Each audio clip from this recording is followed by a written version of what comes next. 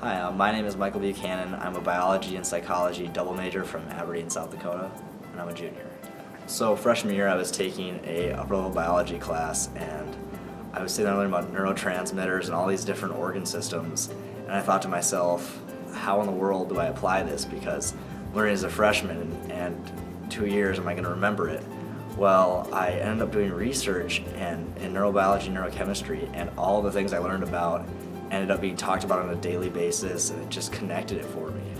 When I was trying to figure out how to get involved in research, all I knew was I didn't want to go home for the summer after my freshman year.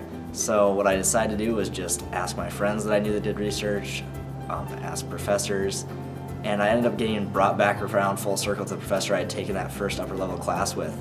And he had known my grades from class. I told him I was really interested in what we had learned about, and so he just kind of offered me a job for the summer. So I do research in neurobiology and neurochemistry, and that sounds really intimidating, but practically what it is just measuring neurotransmitter levels, so like stress responses, whether or not you're feeling anxious, and then just running them through these giant machines that they have in the labs that pretty much tell you the levels. So I've done work in flies and rats, both of which, same kind of research. It's really cool the things you can learn from those animals that you don't expect until you do the research.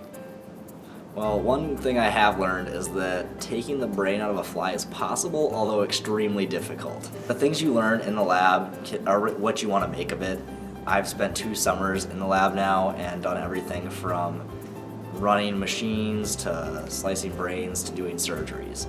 So you can learn a lot of things. The cool thing is learning essentially that you can do those things.